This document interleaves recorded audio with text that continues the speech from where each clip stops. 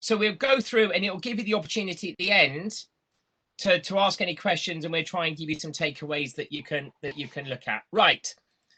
So it's a creativity session. So we need to be creative to start with. So what I'd like you to do, please, is if you're sitting on a laptop or a mobile phone, can you please go to menti.com, and you'll have a question on that. It says, what does being creative mean to you? So what I'd like you to do, if it's okay, is have a go at just sticking in a response to that question. And it also extends a little bit to, what do you think what perceived challenges do you feel about trying to be creative online? And I'll just share that screen so you can see it. So the answers will come in. And what would you like to take away from this session? So there's a few little narratives in there. But what does it mean to you? What does creative mean to you? And what do you think the challenges and opportunities might be? So let's do that as a starter.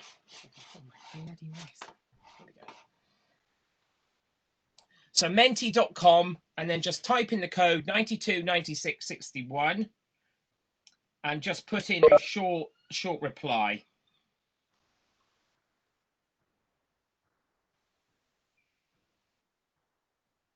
Hopefully that's...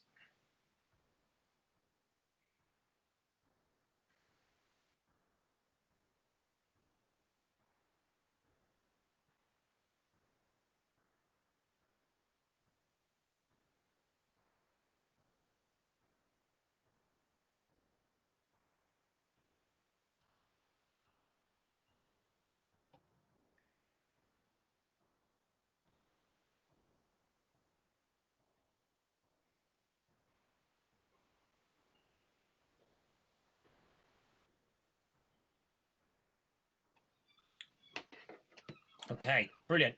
Let's have a quick peek what we've got. So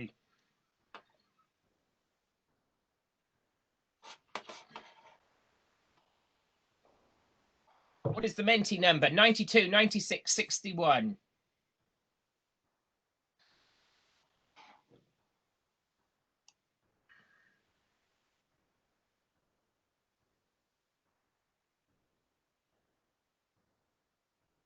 I sense I have one of Leslie Ann's team in the room when I read a challenge.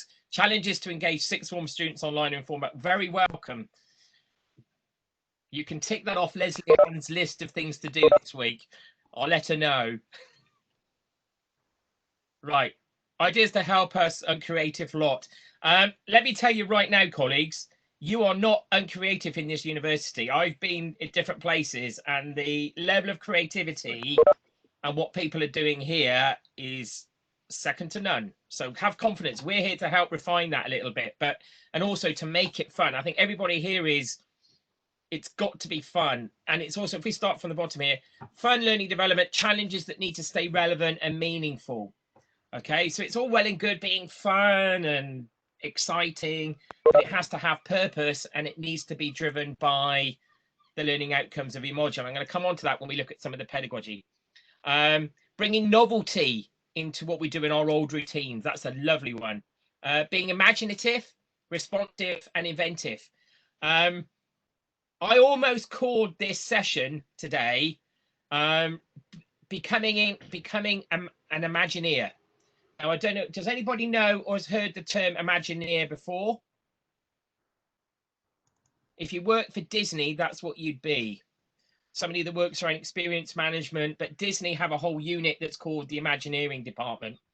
And in some ways, what we're trying to do, I think now, is extend the scope of how we engage with students to be creative. But we are, in some ways, I feel very strongly moving into this realm of what we call Imagineering, and actually using different tools to really create different types of experiences that are about being imaginative and responsive. And the other thing a number of you have also put in here is about risk, allowing students to fail through creativity, but in a safe environment so they learn. So that very strong experiential component of creativity, and as a Lego play trainer, actually using play in higher education to get them think a little bit left field. and to give them the confidence to actually engage, making something, be it physical or a meaning or physical output, allowing for the development of a concept, a fundamental premise and tool of my teaching in art and design. I'm going to pick on somebody now, if you don't mind. So imagine a climber, imagining. Oh, here we. Oh gosh, it's getting heavy for a Tuesday afternoon. Can I please ask who put the creativity as the foundational premise and tool of my teaching in art and design? Whoever you are, could you possibly unmute? And perhaps could I ask you what's the biggest challenge for you going online in terms of that fundamental premise, and how are you attempting to manage it?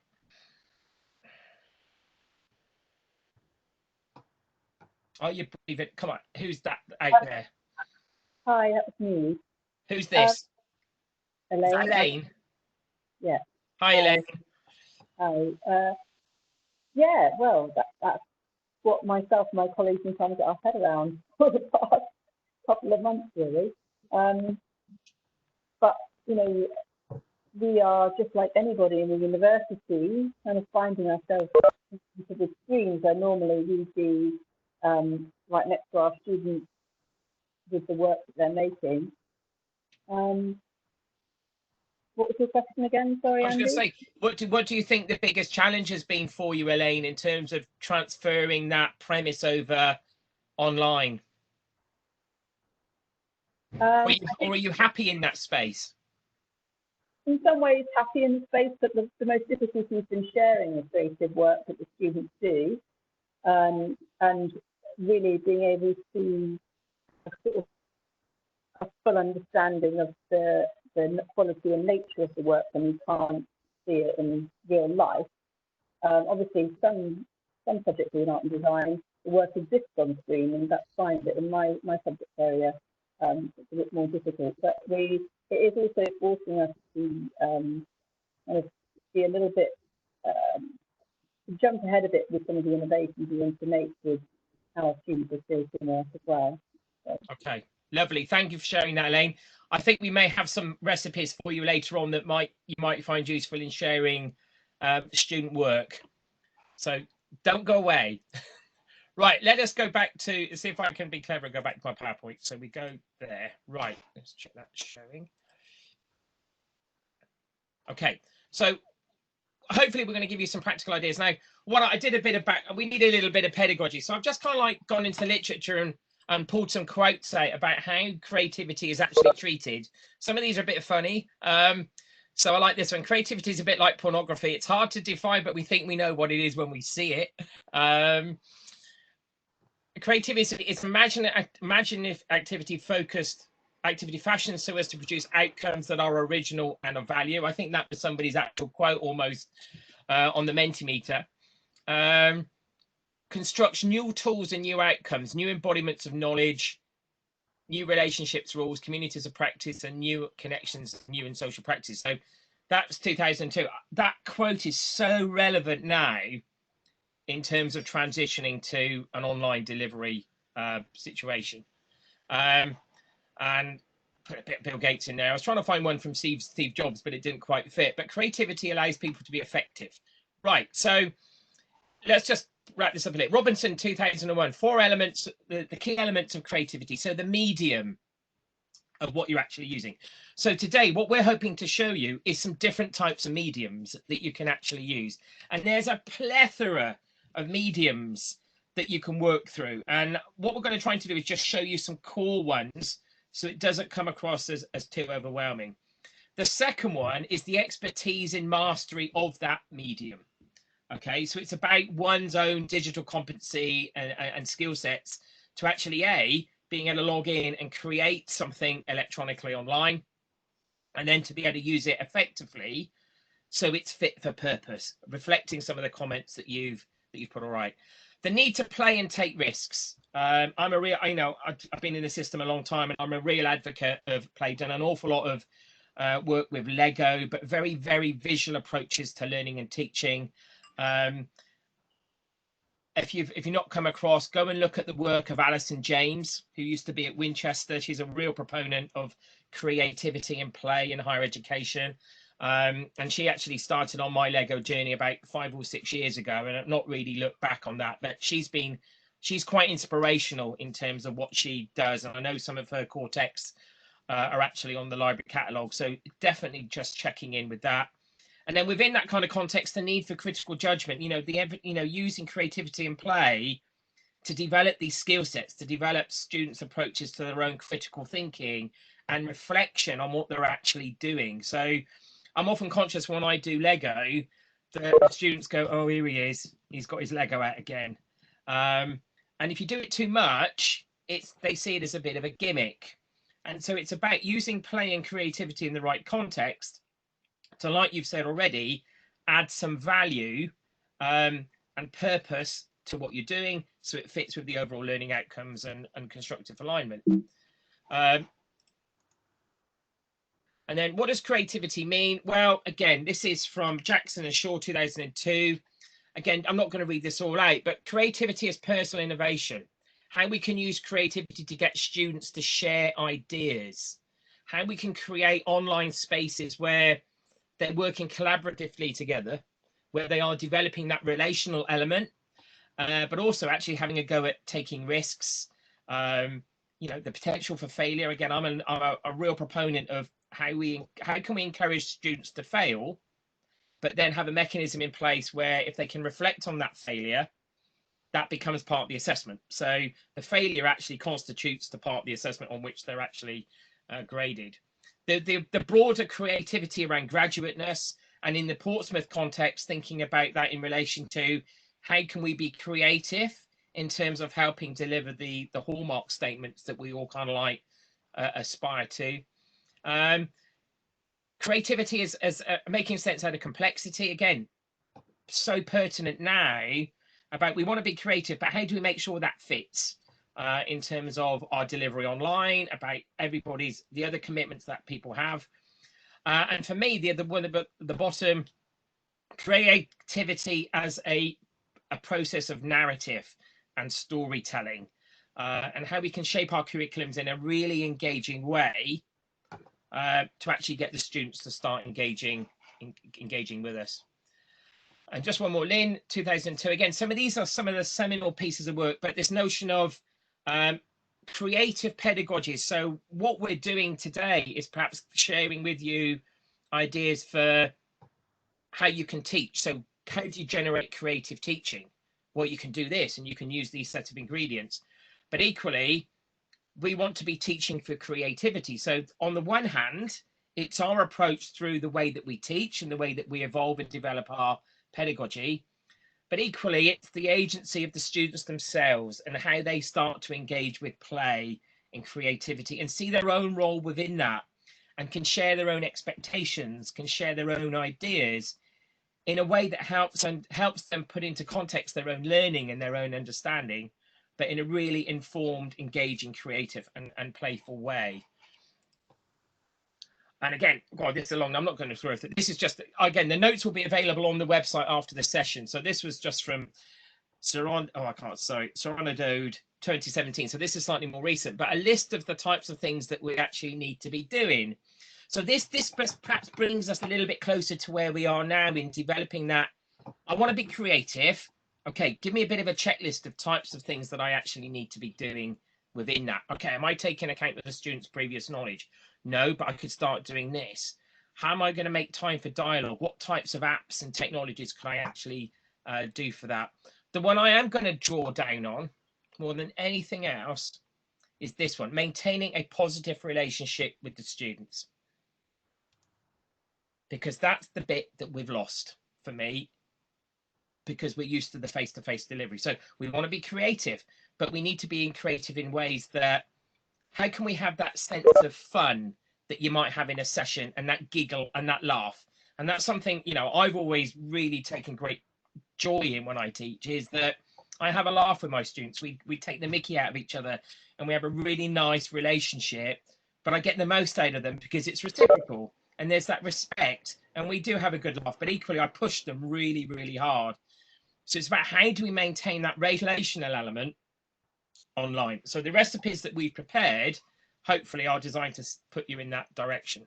So being creative, what I did was I took all those quotes and I dropped them into a word cloud, and I edited just some of the smaller words out, just to see what are the key themes that actually come out when we put all those messages together and all those developmental narratives in. And you see straight away, it's the clear outcomes, constructs around knowledge, new knowledge, learning, play, relationships, curriculum, tools. And at the very top, look, risks and being imaginative. So that's my aspiration. That's what it is we try to do. So our challenge is, how can we transfer these ideas online? How can we achieve this and make it meaningful? So let's go into the larder. So this is here we are. We want to give you some ingredients. So I almost did this session in my conservatory this afternoon, kind of like Jimmy style, with welcome to this is the next recipe. But here are your ingredients. If you start scanning what's out there, there is a plethora of different technologies that you can actually use.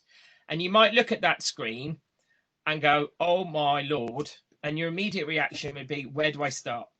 Because there's so many that you can actually use. My first question is the simple one. It's when you go shopping at Sainsbury's and you're faced with a supermarket like that, what have you got before you go in? Well, you know what you want to make. I want to make a cake. I need these ingredients. I need shopping for the week, so I need these ingredients. So you have a plan. You create a plan. And that plan, that vision of what it is you want to do, is influenced by constructive alignment. So you are governed, you're pedagogically led. You can get so easily distracted by all this fantastic technology, but horse before the cart. So pedagogic first. What is it you want to do? The basic principle to new knowledge is say, I don't know. Exactly that. Thank you, Andre. And you start from that process and you build it up. And then within that, you find ways for being creative. What we've created for you, this is just a little bit of an advert. So if some have been to the other sessions, you'll begin to appreciate that you've got the festival this week. And we've also developed a whole suite of online Moodle modules designed to take you through the process. So I've put one together on active blended learning. And within that active blended learning, one of the toolkits around planning is the ABC method for learning that's been developed at UCL, building on L'Oreal's 2012 6 learning types. So when you start being creative and you start going back and using some of the planning resources, think about, right, creativity for what? What is it I'm actually trying to get the students to do? So L'Oreal's 6 learning types provide a nice framework for thinking about the type of activity that you want the students to do.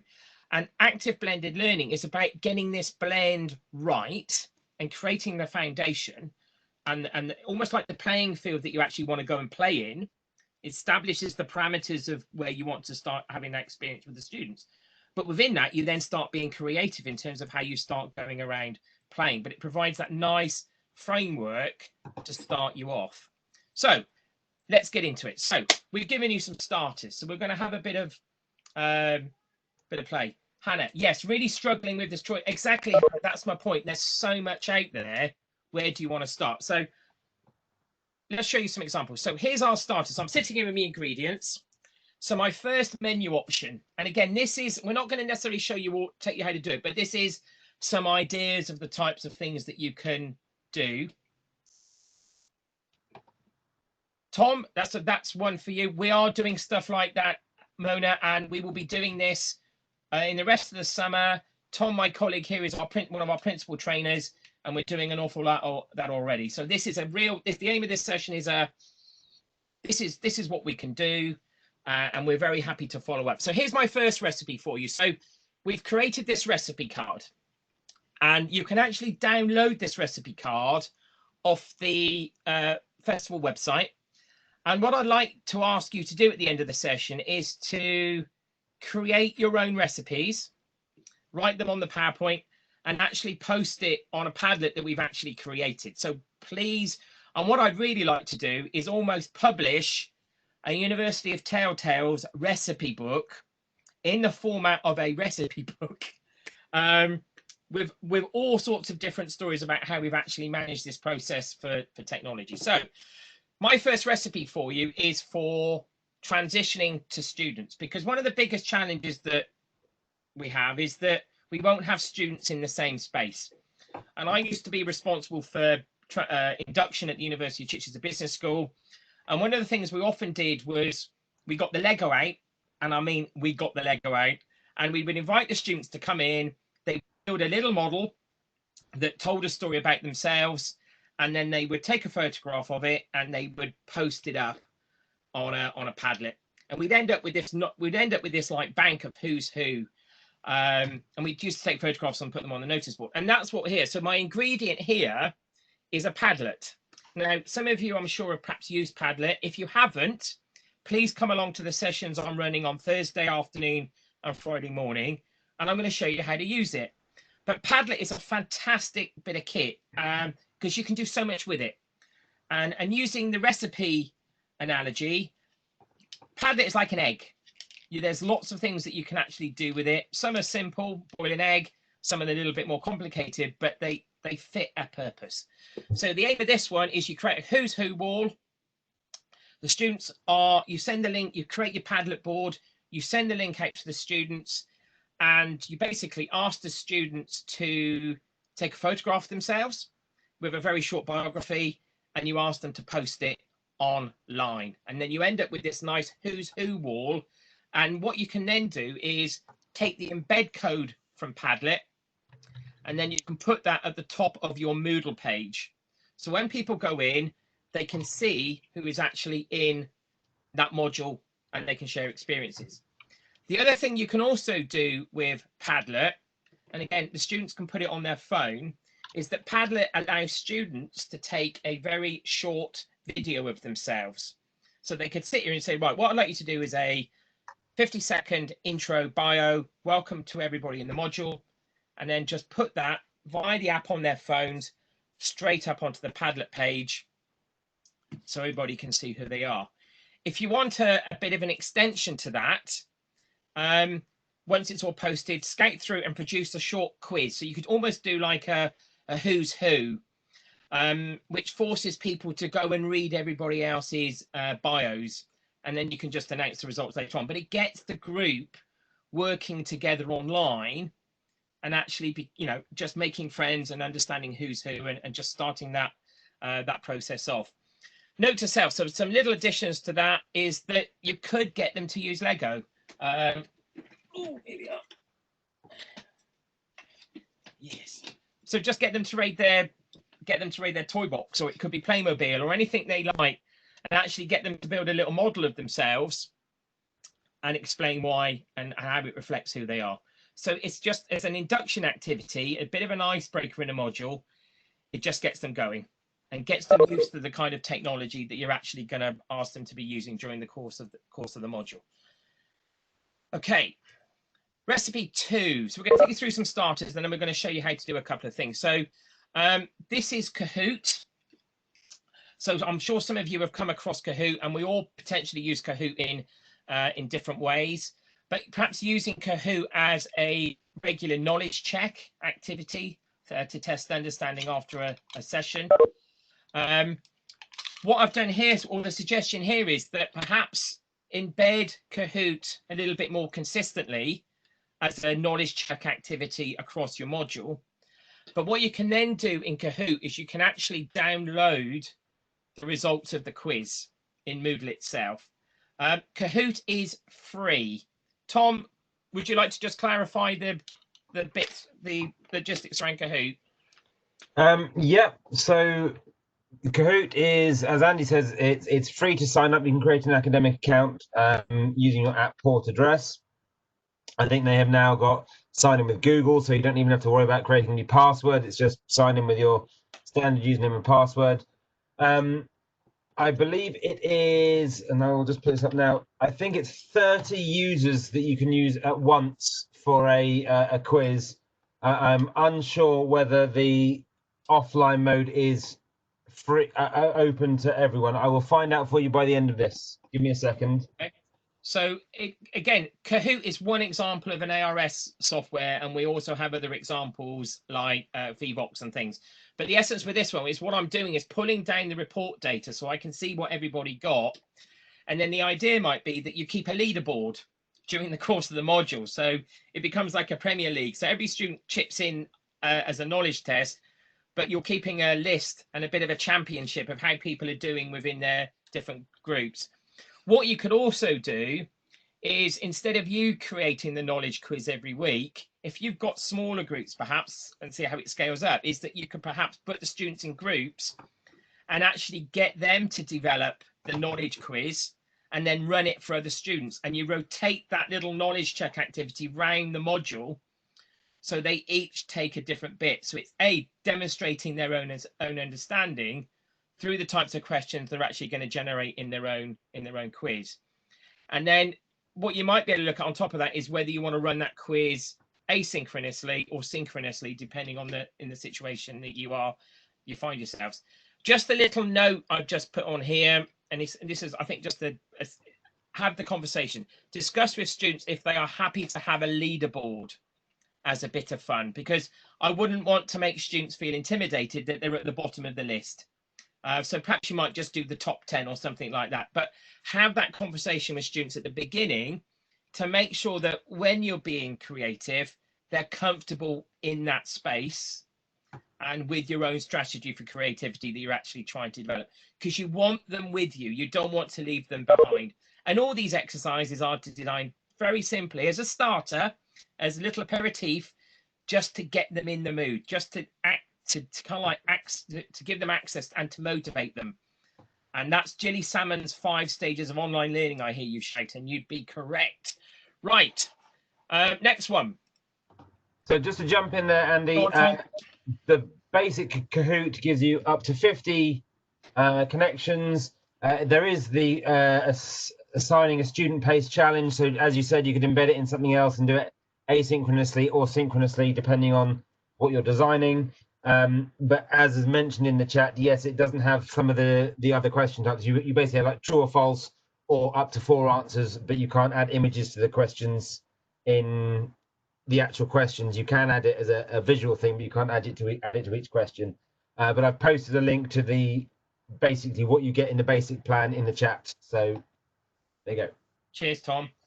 Nick, you're right. But if you created the first one, you set a tone for the expectation. This isn't designed to be like a summative, really strict formative. It's about a bit of fun to actually get them engaged and reflecting on what they've actually done.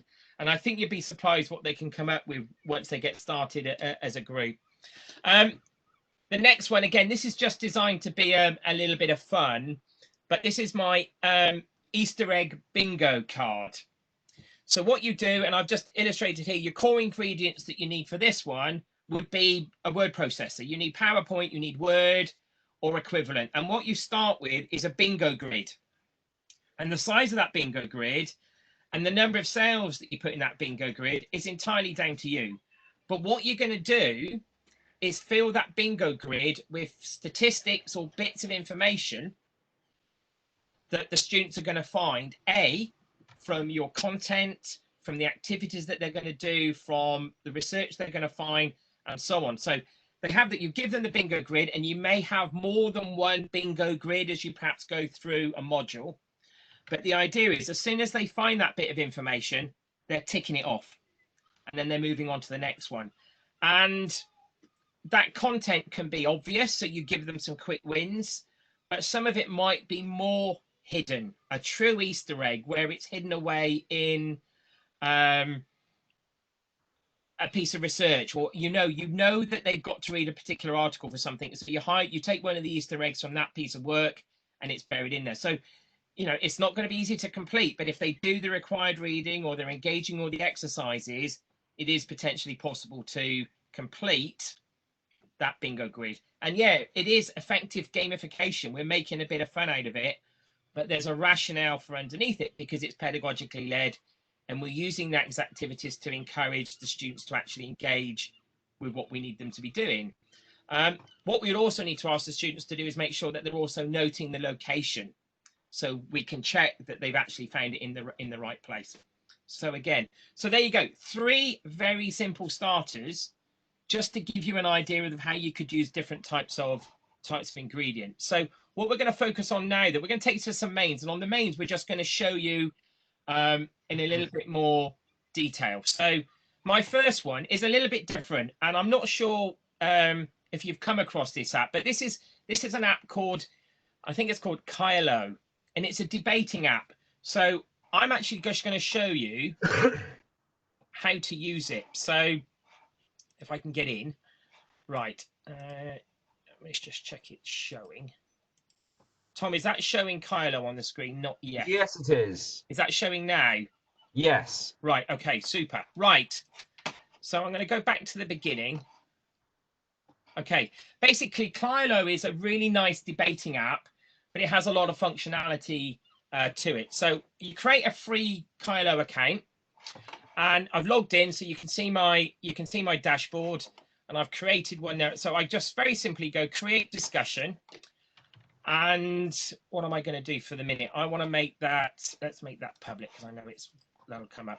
And so the idea is within Kylo, you can create single or multiple theses that you can get the students to respond to.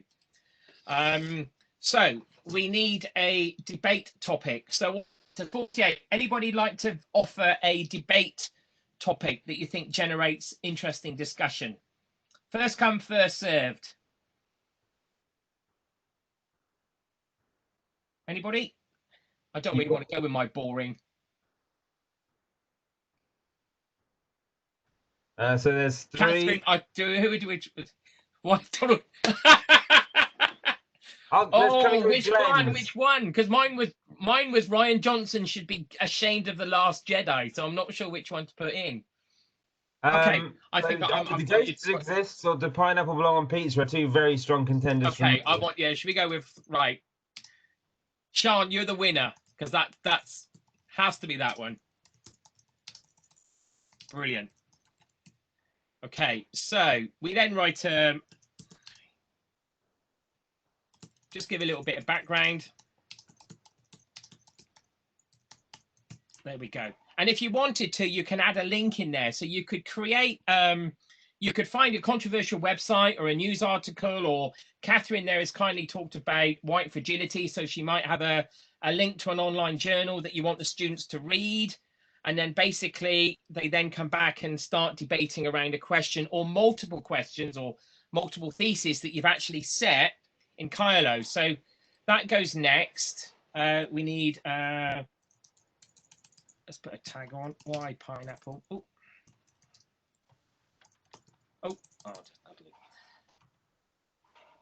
I need to drag and drop a file. So let's see if I can quickly find a file.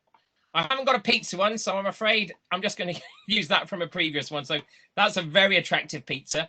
Right, so that now goes live. I'm not, not now. So we do. So the discussion has now gone live. So what the students can now do is come in and they can then add comments either side. So they can add pros. What the students can then do is comment on the comments. So you develop this really rich tapestry of comments. I'm just going to try something here.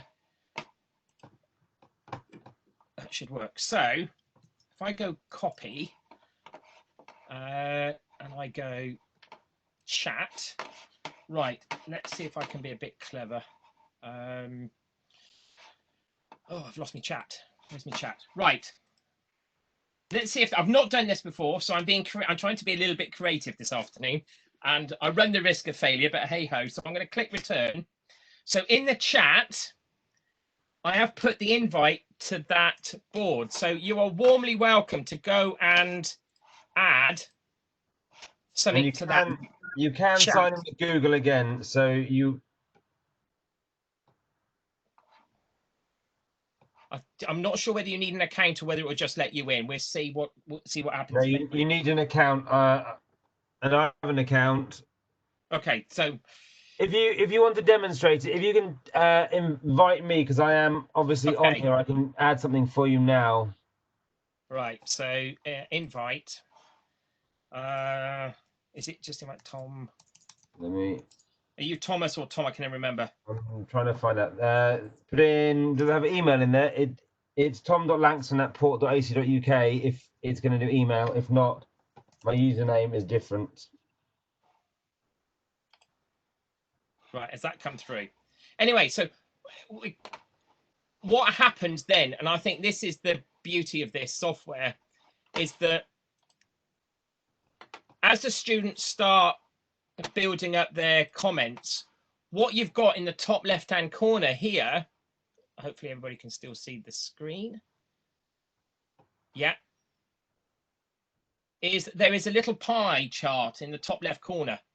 And as this discussion evolves, it shows you where that discussion is actually taking place. So it generates where the comments have emerged. And you see, it's as it goes on, it's forming.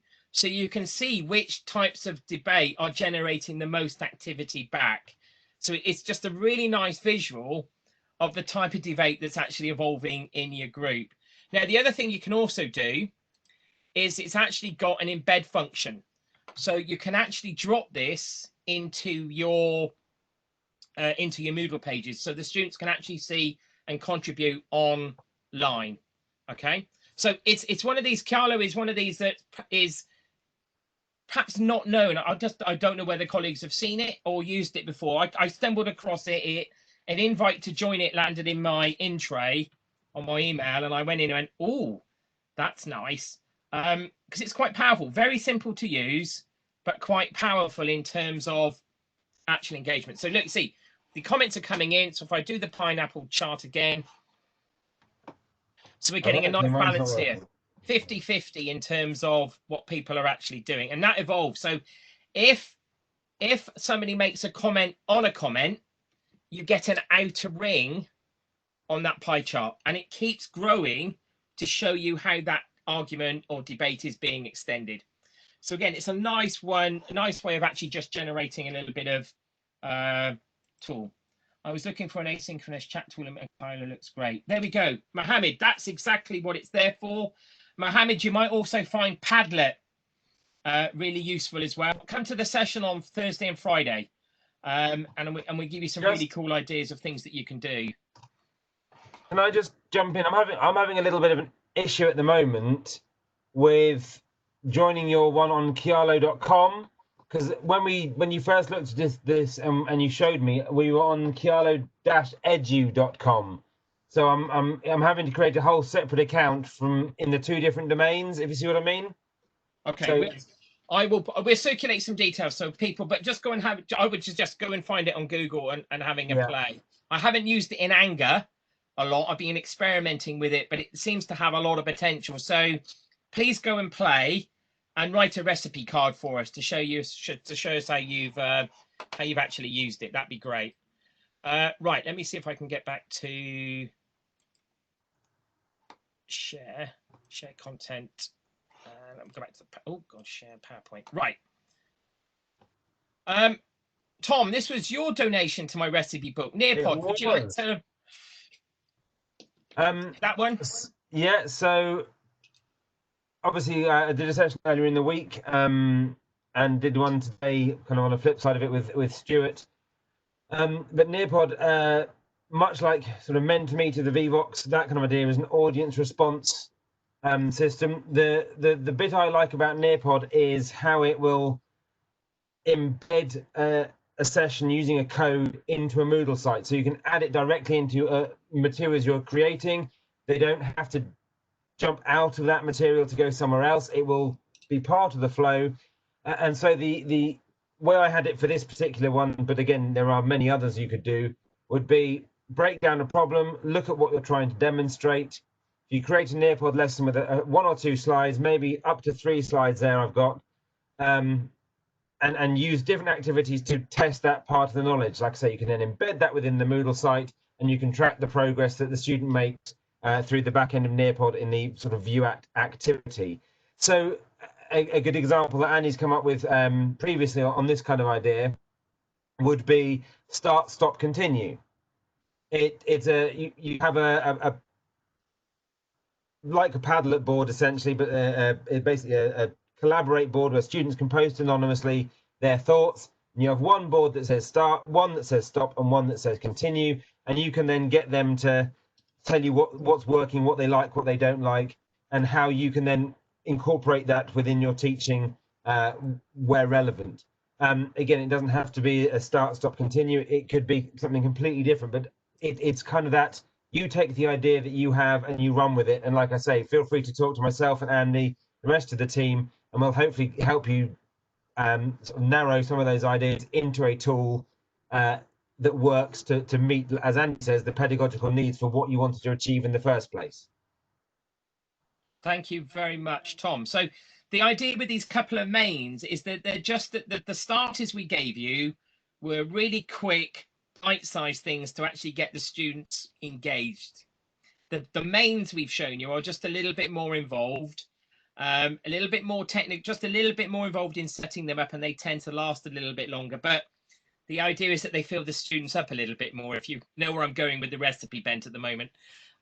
So a couple of examples there, but again, there's so many other mains that you could actually develop. I'm just conscious of the time. So to finish off, we've got a couple of dessert items for you.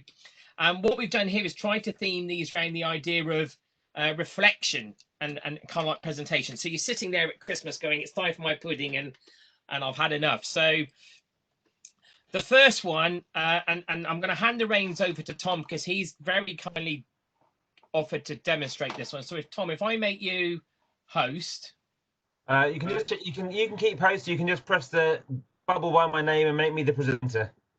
Okay, there we go. So you are, I think it's got you as presenter. There we go. Done. I am now the presenter. So what we've got here, very quick, and this is a tool for reflection using H5P, and Tom is the main H5P. I wonder if anybody of you were in the H5P session this morning, but the things that you can do with H5P are amazing. And this is very simply how to create a word search as a reflective exercise. So Tom, are you okay there? Yeah, can you see my screen okay? No, I'm still showing my PowerPoint. Can everyone else see it? Thank you, Catherine. Thank you, Catherine. So yeah, so this is an example here of a H5P word search. If I click on that, you'll see what it looks like. It looks like a word search. And you've got the find the words within that. Now again, how hard is that to make? Andy asked me 2 minutes before the session, can you make one? And I did. I'm going to add an activity or resource. I'm going to do interactive content, which again in the little back icon says H5P. Because I just used it, I have find the words in my recently used, but again, if it would be A to Z, it would come under F. I'm going to select that.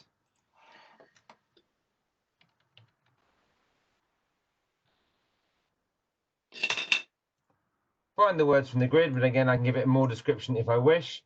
And it's as simple now of choosing the letters you may or may not want to use to be filled. And again, all of that you can leave as default. But if you want to change any of it, it's just a question of unticking it. But then it really is just a question of changing the words, no spaces, just commas. So as I had before, pedagogy, excuse my spelling, no spaces, that's what I have to remember. Pedagogy, teaching, learning.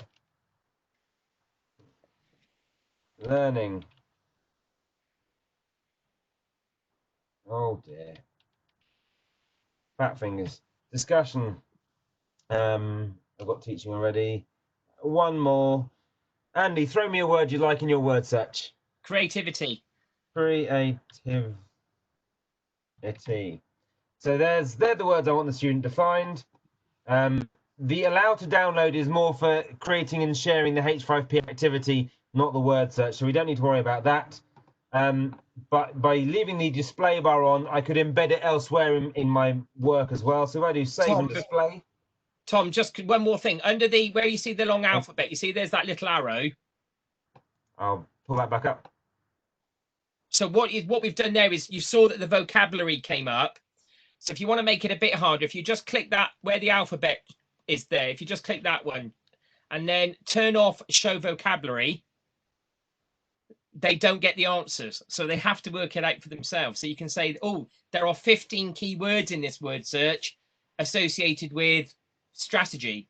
educational development, sustainability, done. And then Duncan, thank you. I was just going to say, there's a lot of crossword makers online as well that you can do something very similar, or you can get the students to also create their own. And then you can, I won't worry about it now, but there's embed code that I could put so that I could hide these and put them in a Moodle book. What I did very quickly do, if I can find my, this is me logged in as my student. On a very, very advanced level of this, I've made an escape room using H5P in a Moodle book. So the student has to go through, and again, they see the first one, but the next are hidden. You do not have access to this, and I've done that using Moodle restrictions until they get something right. So click on the tractor. Because that's correct, I now go to the next slide, and suddenly the next activity is available.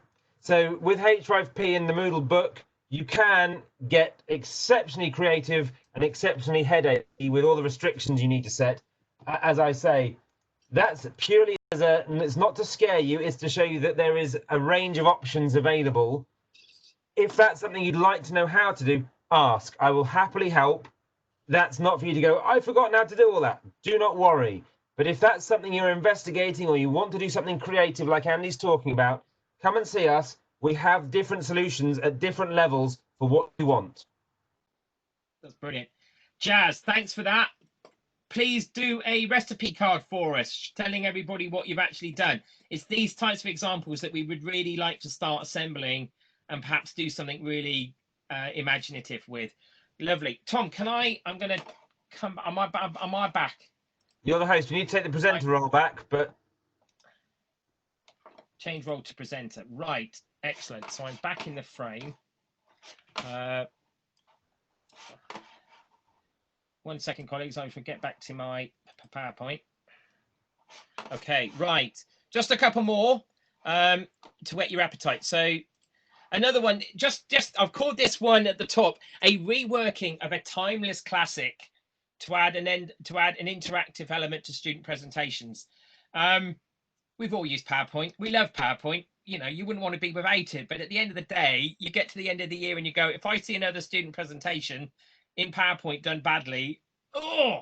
So this is just a slightly different alternative, which I developed with a colleague when I was working at Chichester. And it's, instead of a student presenting a sequential PowerPoint, all we're doing is actually turning PowerPoint into a website tool. And to do that, we are, first of all, storyboarding the experience or the narrative the students want to develop. But by putting in shapes, we're then using action settings to guide the reader to different parts of the presentations at different times. So, and again, I can share, we've got this as a little assessment verb, but a colleague and I at Chichester developed, we did a sustainability toolkit. The students had to produce their own guide for sustainability in a particular sector. I think they also did one for a Barcelona field trip, and they created their own field study guide. And very simply, it was all menu driven. So they used PowerPoint as a little mini, almost WebEx tool to guide readers through. So they were able to put in their text boxes. You can insert video. I don't know whether you're aware, but if you go up to the top of the Google banner at the top, there's a little button that says add-ins or get-ins, can't remember, but in there it allows you to drop in web pages, and it allows you to drop in things like Poll Everywhere and Mentimeter. So PowerPoint's got a little bit more interactivity now, where you can start making what was once perhaps a dull, very sequential student presentation into something that's a little bit deeper. And this is something that they can do on their own. They can hand it in as a PowerPoint artifact, and then you just view it. But the students can add in voice files to talk over things. They can link in YouTube videos. So they can create these very, very self-contained little toolkits or resource guides or artifacts, whatever you want to call them. But it's a nice way of just taking something that we've used for a long time and just refreshing it a little bit and doing something different with it. Can I Tom, quickly jump in there? Yeah. Just on that, with the add-ins idea, We have got Vvox, which again, we've got a session coming up over the next few days. Within Apps Anywhere, there is a Vvox plugin for PowerPoints that will automatically do all that for you as well. You just need to go to the Apps Anywhere through the IS kind of portal side of things. But we have Vvox signed up for the next 3 years. So again, not for necessarily today, but just going forward, there will be other ways of using, like Andy mentioned, sort of other ways of interacting using PowerPoint that you can get to. So again, feel free to come and contact me after the session about that as well. Thank you, Tom. And the last one, this is I'm not sure, again, I think not many of you might have actually discovered this one, but this is a website called Janali. And I'm going to share it with you so you can actually see what it does. So bear with me for 1 second. I'm just going to try and change my Google Chrome. So can you all see that? Lovely. Yeah. I'm sure that, you know, some of you have perhaps used Prezi, and Prezi, I used to be a real big fan of Prezi. Then I kind of like started getting motion sickness after one too many presentations. Janali is a very nice alternative to PowerPoint and Prezi. And basically it's a presentation tool. And I'm running a workshop on Thursday about virtual field trips. And let me just show you the example I'm just preparing for that session. So what I've created here, if my mouse wants to work, what's my mouse? Sorry, I've just lost my mouse. Right, where am I? I literally have as well. Sorry, I'm having a nightmare. I've lost my, hang on, where am I? Apologies, I'm having a few technical issues. There we go. Right, let's go back to that. Share. Okay, so what I've done here, just to show you the types of things that you can do, is I'm creating an interactive field trip element for students, or whatever you want. This could be a lab scenario where you've got a photograph of a lab and you want to identify the equipment, or a customer service environment. And basically what I've done, if you see on the left hand side, I've got lots of different interactive elements that I can put in here. And so if I just preview this so you can see what it does, I come in, it goes live. And so I've got these little information buttons. So it's just highlighting what's on the screen like that. So these are short information buttons where I can lay something on the top. I can, however, go a little bit more. I can do something a bit deeper. So I can add additional information here. And I can also then add in additional photographs to supplement the information that the students are seeing on the screen. It also allows me to embed videos. So this is a view of sailors coming into Sutton Harbour. So I can do whatever I want on that, but it also allows me to link out to other websites. So I could, for example, have a quiz somewhere about this as a knowledge check exercise that's built into this page. I've created a couple of pages, so I can now go on to my next page. And then I'm almost now doing a virtual tour around Sutton Harbour in Plymouth. And I'm just going to build this up and just tell a story. And what I can actually do at the beginning is also go back. If I go back to the edit window, is I can add an audio background. So I can do a welcome to the students, welcome to my virtual tour of this, or welcome to my lab. Imagine this is a lab and you've got all the bits of equipment, and it's just almost like an introductory guide to help students actually settle in. If I go back to the beginning and go back to if I create a Janali, what you'll see is that it's got loads and loads of templates. So I went in and created an interactive video, an interactive image there, but you can create presentations. And within that, there's templates that the students can load up and use a template, or they can start with a blank one and create their own options. So again, it's a free account. Actually, I can't remember how many users are allowed, but for creating your own stuff and creating resources, it's nice, and it looks really, really professional. I've used it in the past for, I used to get the students to create an employability artifact, documenting their 3 years on a tourism degree that I used to run. And some of the students actually did their reflective practice evaluation using Janali. And what they actually did was they videoed themselves talking about their degree experiences over 3 years under a number of different thematics. And what they then did was embedded their videos into the Janali and then supplemented that with examples of their work and examples of their presentation. So they're submitting a really visual kind of like employability artifact as part of their placement module. But it's a really nice tool for offering different presentations. If you're doing work with students around data analysis and presentation, there's also some really nice templates in there for creating different types of infographics. So it's a little hidden one. I'm not sure how many people might have come across it, but again, go and play and see what you can come up with, because it's quite powerful, but also at the same time, quite intuitive. It's really easy to actually get your head around it. Right, and I think on that note, let's just check where we're at. I'd have pronounced it genially. Genially. I'm from the West Country. Can you embed it into Moodle? There is one of the questions, and I don't know the answer, Andy. I think there is an embed link, if I remember rightly. I haven't used it in Anger for a while. I dusted it down this week to do the virtual presentations one, but I think you can. You can certainly put the hyperlink into it. But if I remember right, let me just check my creations. That one. Let's do this live.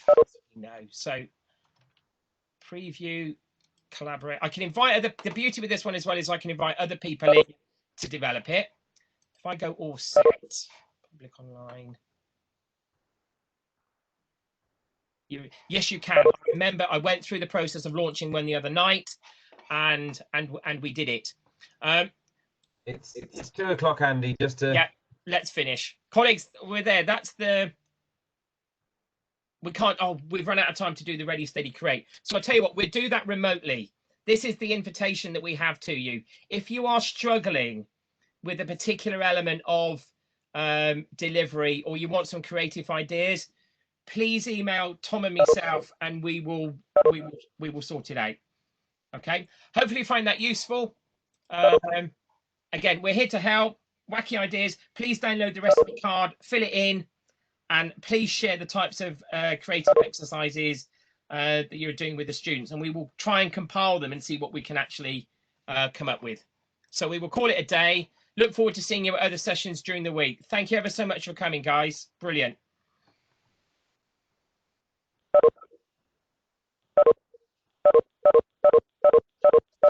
think people are leaving. I'll give it away. Right, I've got to go and do my next session. All right, sorry, Tom. Sorry. I'll see you later. See you later.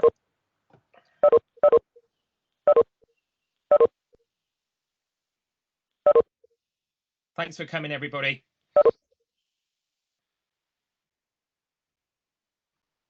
Brilliant. Right, stop that.